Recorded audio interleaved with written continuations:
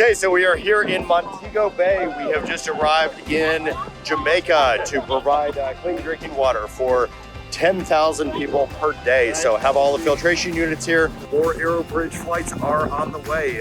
And we're here to help. We're here to give hope and relief. And we will keep flying as long as they need us. When disasters like this happen and the skies turn dark, AERObridge and its volunteers run towards that darkness to provide help, to provide hope, to provide disaster relief.